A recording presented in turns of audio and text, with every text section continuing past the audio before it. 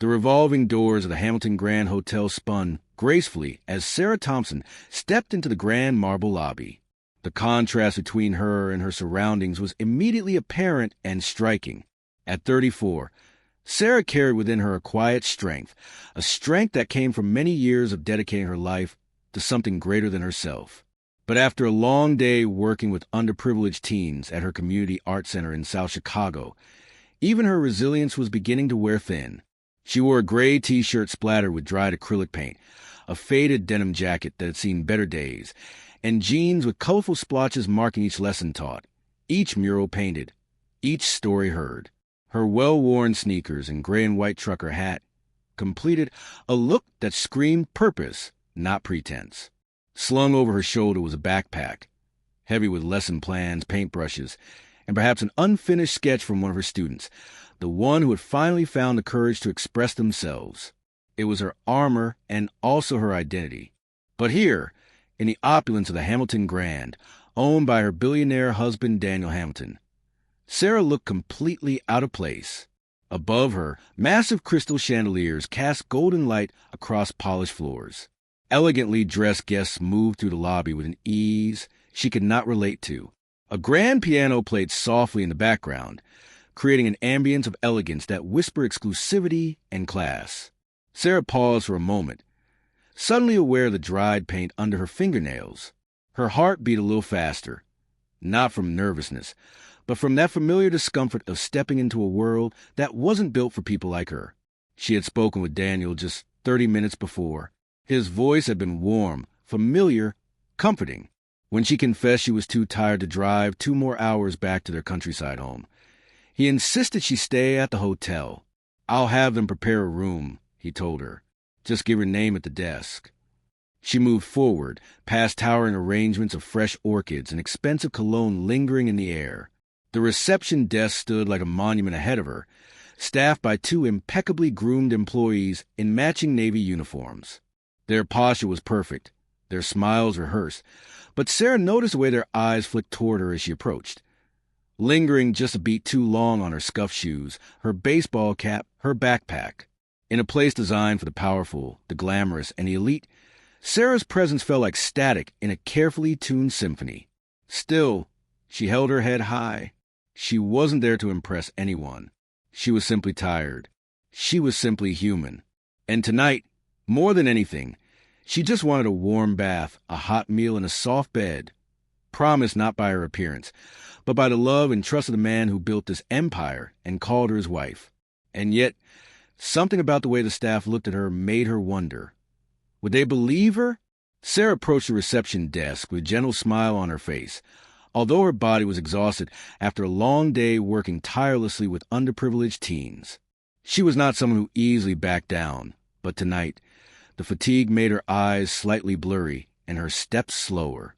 She walked up to the 2 receptionists, a male and a female, who were standing at attention behind the desk, their faces serious and professional, seemingly accustomed to requests from high-class customers. Sarah pulled her backpack onto her shoulder and took a deep breath. "Good evening," Sarah began, her voice gentle but clear. "I'm Sarah Hamilton. My husband, Daniel Hamilton, reserved a room for me." Jason, the male receptionist, looked up at her. His eyes quickly scanned her appearance, but with hidden meaning. Sarah could feel the skeptical look he gave her, as if he were questioning whether she was really a guest at the hotel. She felt like an outsider in an unfamiliar world, but she kept her smile steady. "I'll check your information," Jason said, his voice a little dry and lacking warmth, as if he was ready to turn her away immediately. He pressed a few keys on the keyboard, but Sarah could clearly see that his attention wasn't fully on his work. He glanced at Sarah, from the paint-stained cap to her simple T-shirt and worn jeans, then returned his gaze to the screen.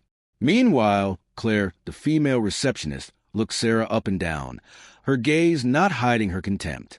Sarah felt a wave of discomfort rise in her chest.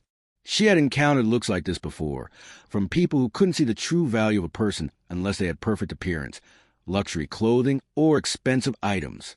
But it still hurt. "Do you have identification?" Jason asked, but his tone was not a polite request. It was more of a challenge. Sarah nodded and reached for her wallet from her backpack. She pulled out her driver's license, which had her full name, Sarah Hamilton. She handed it to Jason with a tired but patient smile. This was all she could do, present her ID and hope they would accept it. But Jason did not immediately check the ID. Instead, he stared at her once more. His look seemed to say, "You can't possibly be the wife of a billionaire." Jason took the license and examined it carefully, as though it were an incredibly important document. He raised his eyes to Claire, who stood by, watching the exchange.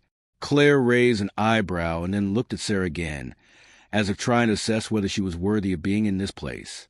The two exchanged a glance full of skepticism, as if they were trying to determine whether Sarah's story was really true, or if it was just a lie from someone who didn't belong in this world.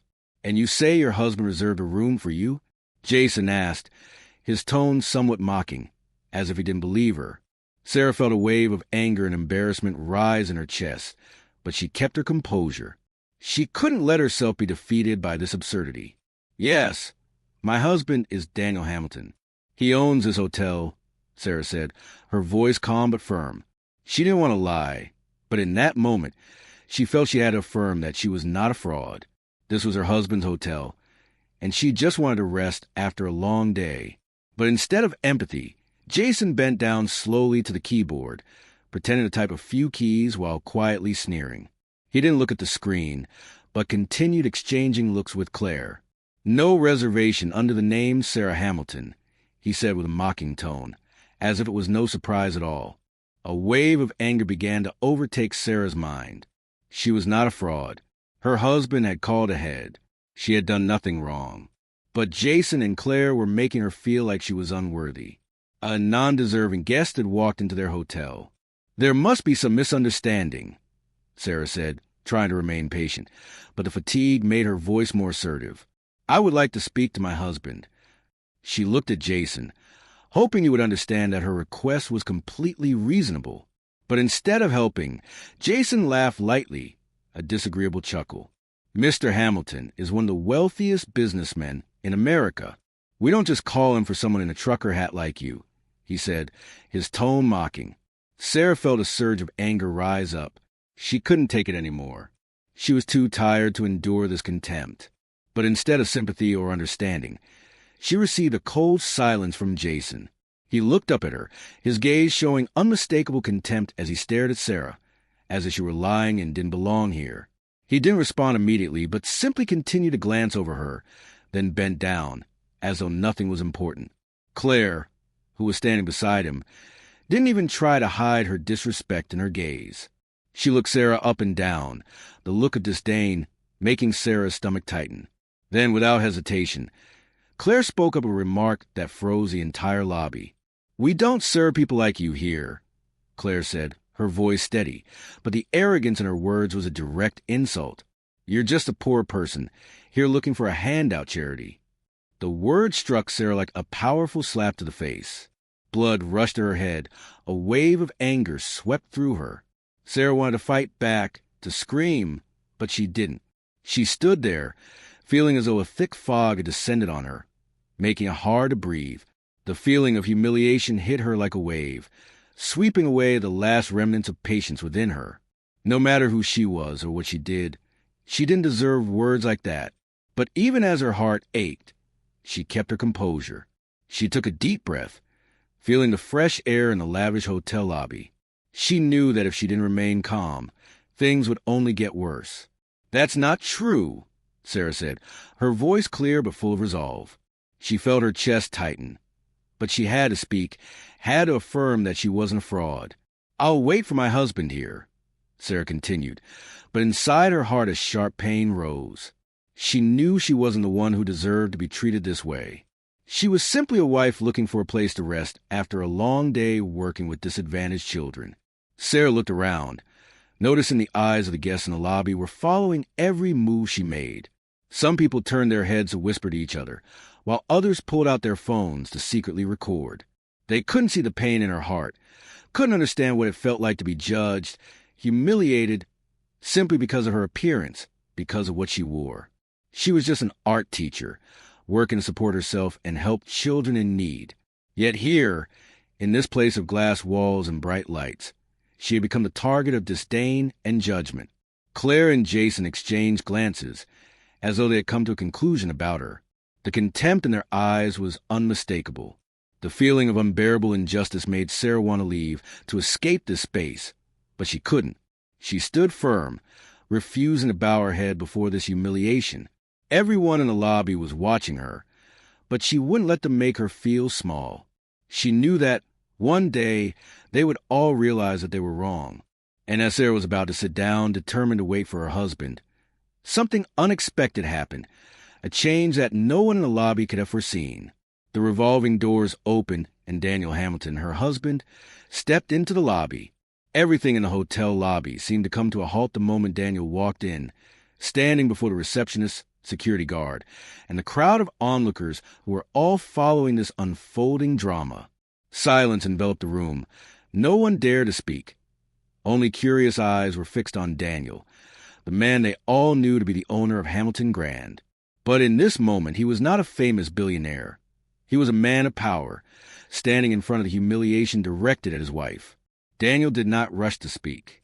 He simply stood there for a moment, gazing at Sarah, his wife, the woman whom they had previously dismissed solely for her humble appearance. His gaze seemed calculated. There was no anger in his demeanor, but every step he took, every word he spoke, carried a force that was difficult to ignore.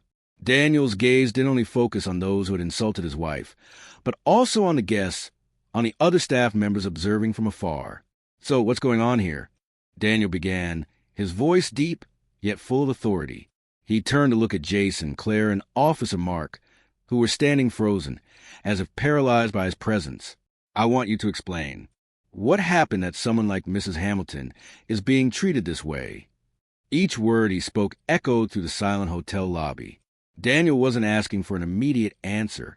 He wanted everyone, from the staff to the guests, to reflect on what had just occurred. He wasn't just asking for an explanation. He was challenging them to confront the truth about the bias they had just witnessed. Jason stood still, unable to find any words to justify himself. Claire, who always carried herself with arrogance, could not utter a word either. Officer Mark remained motionless, not daring to lift his head to look at Daniel. Daniel's gaze fell on each of them, making them feel ashamed of their actions.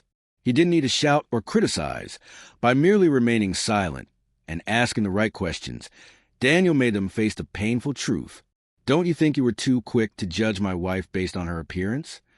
Daniel continued, his tone not softening in the slightest.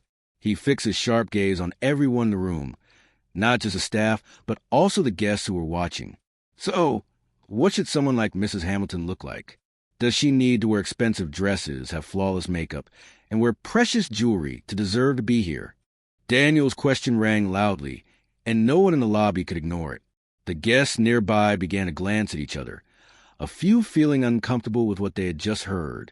These were the same guests who had witnessed the humiliation Sarah had endured, and now they began to question whether they, too, had wrongly looked down on her from the start. Were they the ones who had mistakenly judged another person based solely on appearance? Daniel turned back to the receptionist, but this time there was no forgiveness in his eyes. "Is this the standard you apply to all guests here?" he asked, each word clear and unyielding.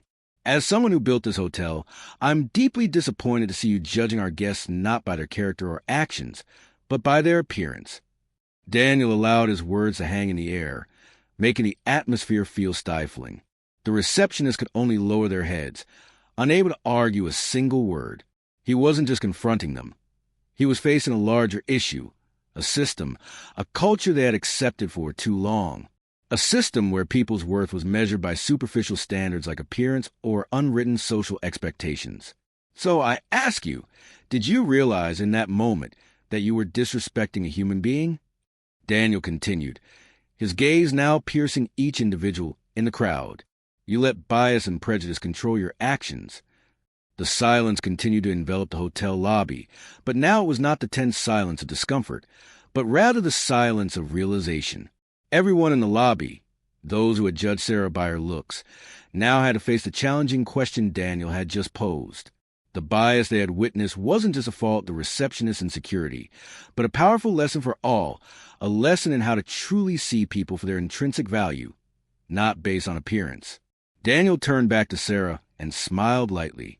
He had done what needed to be done, not just protecting his wife, but also opening an opportunity for everyone in his lobby to reflect on fairness and respect in the modern world. When the door to the office on the top floor of the Hamilton Grand closed behind Jason, Claire, and Officer Mark, a heavy atmosphere filled the luxurious room. They stood right in front of Daniel's desk, and Sarah sat beside him, both of them silent, as if preparing for a confrontation that everyone knew would not be easy. The silence was so thick that one could hear the breath of everyone in the room, from the public questioning in the hotel lobby to the heavy silence now. Everything had become tense. Each person in the room knew this was not a typical conversation. It was time to face their mistakes and take responsibility. Daniel did not rush. He did not yell, nor did he criticize. He was a man of action, but he knew that real change did not come from simple punishment. Instead, he chose calmness and wise leadership. He looked at the three of them, those who had left a stain on his hotel. There was no anger or indignation in his gaze, but a deep disappointment filling his eyes. "You don't understand," Daniel began, his voice low and steady. "I don't want to rush to punish you. That's not how I solve problems." He stood up, walked away from his desk, and moved to the window, where he could see the entire Chicago skyline. The light from the towering buildings reflected off the glass, making the space feel distant and hazy. "You may think of me as a billionaire, a man with power and wealth, but few know that I grew up in poverty. I worked tirelessly to get to where I am today." All eyes in the room were fixed on Daniel. His calmness made the story he was about to tell feel heavy and profound. Jason, Claire, and Mark had never expected to hear such a story from someone they had imagined to be a businessman focused only on wealth and power. Daniel continued, not turning to look at them but focusing intently on the view outside, as if searching for answers in the fading images. "I started from nothing.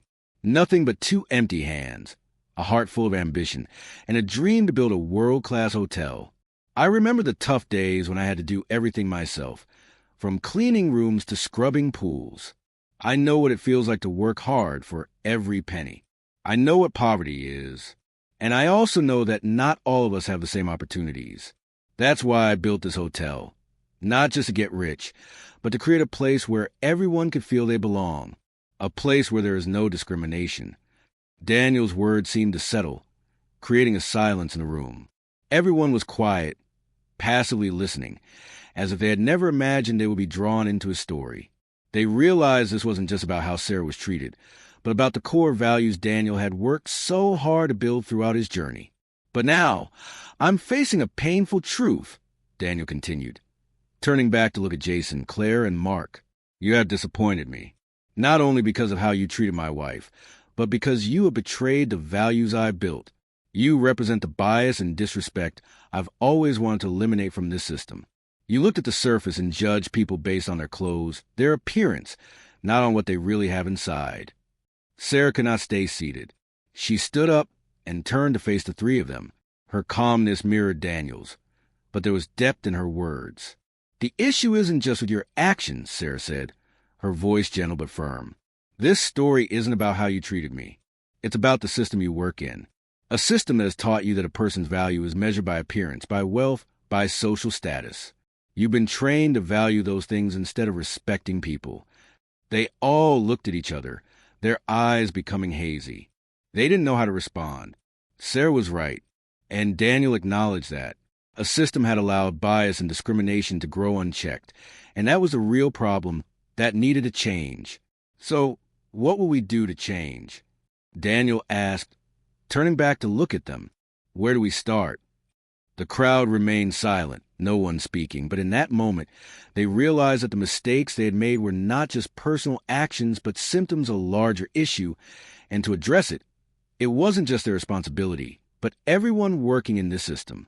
After the tense conversation, where all the staff in the room had to face their mistakes, Daniel decided not to apply immediate punishment. Instead of firing Jason, Claire, and Mark, he chose a different path, one that would create long-term cultural change within the company, addressing mistakes that not only the employees but the entire hotel had to confront. A comprehensive reform plan to eliminate prejudice, promote inclusivity, and uphold the dignity of every individual. And the new initiative Daniel announced was called Respect Above All. I don't believe in simple retaliation or punishment. That's not how I want to run this business, Daniel began, looking directly at the three employees standing before him. I believe everyone can change, and change is a process.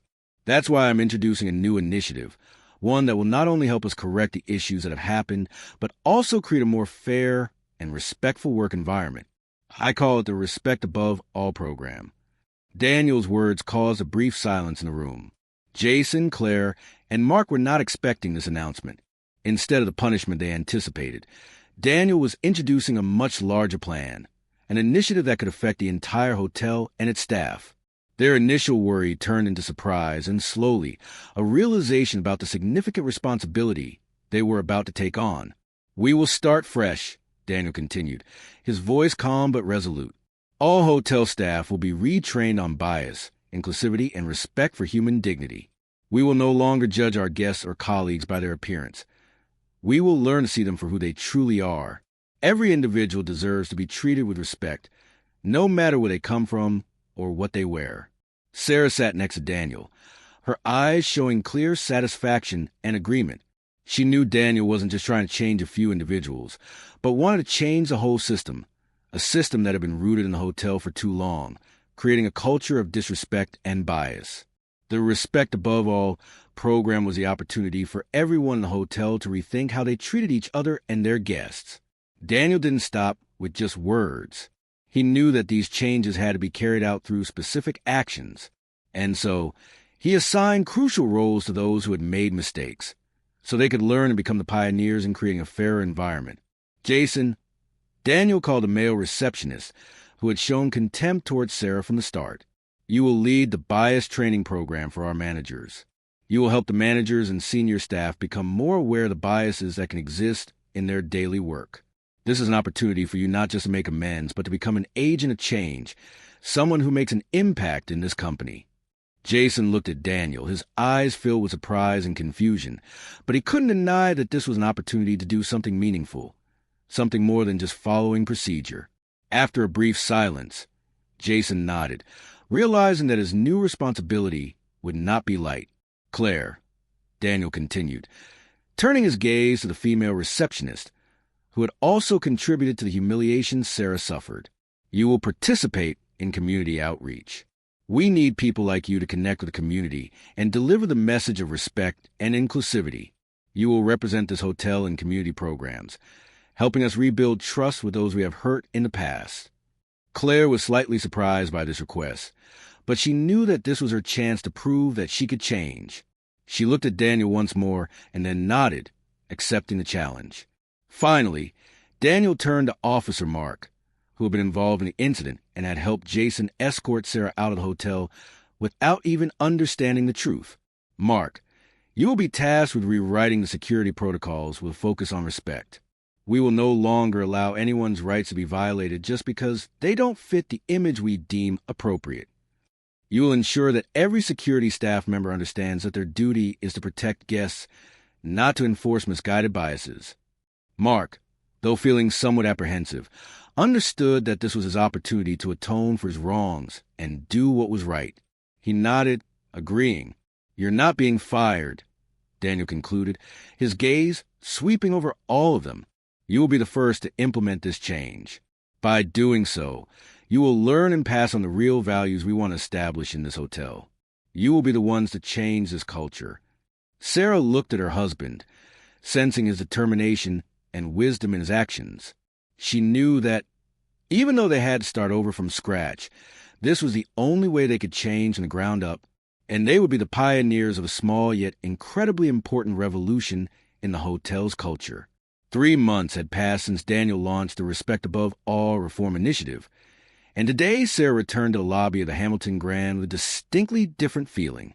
The tension she had once felt that day, when she endured humiliation in a place where she was supposed to be respected, was now gone. The atmosphere in the lobby had completely changed, and these were the signs of redemption and deep reform that she could feel the moment she walked in. Jason, the male receptionist who had once looked down on her, was now greeting an elderly guest in simple attire with a truly friendly smile. "Good morning, sir," We are very pleased to welcome you to the Hamilton Grand. Let me assist you with your luggage, Jason said, his voice filled with respect and enthusiasm, a stark contrast to the coldness he had shown before. Sarah observed from a distance, noticing the elderly guest's eyes light up from Jason's warmth and sincerity. She knew this change didn't come easily, but it was Jason who had mastered himself and was slowly rebuilding trust through small, daily actions. The warmth and comfort hadn't yet faded when Sarah walked further and saw Claire, who had participated in humiliating her, now helping a young man in a wheelchair navigate through the lobby. Sarah immediately recognized the young man, Marcus, one of her art students. In the past, Marcus had been a quiet boy who rarely communicated with anyone. But thanks to Sarah's perseverance in helping him express his emotions through art, Marcus had gradually opened up. Now, he had become a part of the internship program at the hotel, and Claire, who had once been distant with Sarah, was now guiding him through his first job. Claire bent down to adjust Marcus's wheelchair, her gaze showing care and patience. She smiled at Marcus, saying, "We'll work together really well, I believe. Don't worry, I'll help you." Sarah watched this scene and couldn't help but feel deeply moved. Claire, who had once looked down on her, was now helping a child Sarah had once helped, and Claire's change in attitude was a clear example of how people could change when given the opportunity. From where Sarah stood, she also spotted Mark, the security officer who had helped escort her out of the hotel 3 months ago. He was now standing in front of a group of new security trainers. Mark was calmly and gently guiding them, unlike the way he had treated Sarah before. You need to remember that security is not just about guarding. It's about protecting the rights of everyone. Every guest deserves to be treated with respect and safety, Mark said to the new colleagues, his voice reflecting empathy and seriousness that Sarah had never seen before. His words weren't just instructions on how to do the job. They carried human values, the values of respect and inclusion that he had learned through his own process of self-change. Sarah watched him from afar, wondering if he realized he was doing an important job not just as a security guard, but because he was changing the way he saw and treated those around him. Sarah felt a sense of relief as she realized that the Respect Above All initiative had not only changed the way they treated her, but had also created profound impacts on the entire hotel staff. These changes weren't just brought about by words or decisions in the boardroom. They had been manifested through concrete actions and relationships rebuilt from small things, from the daily acts of respect. Each one of them had begun to see the value of empathy and respect, not just for themselves, but for those around them. This made Sarah believe that, even though the process of reform might take time and not be easy, real change would begin with small actions from each employee, from each guest in this hotel. And today, she saw that the actions of Jason, Claire, and Mark were living proof of the redemption Daniel and she had initiated. Daniel and Sarah had not just changed a hotel. They were changing a community, a culture, a way of seeing people. And to Sarah, that was the greatest legacy they could give the world. This story delivers a powerful message about change and the power of respect. Sometimes, change doesn't come from punishment or criticism, but from the ability to listen, reflect on our mistakes, and create opportunities for improvement. Small actions, like a sincere apology or a change in behavior, can have a significant impact on the community and the work environment. Through this, we learn that respect is not based on appearance or social status, but on how we treat one another. Remember, everyone has the potential to change and deserves to be treated with dignity, no matter where they come from or what they wear. If this story has made you think and you want to see more valuable lessons, don't forget to like the video and subscribe to the channel so you won't miss the next interesting content.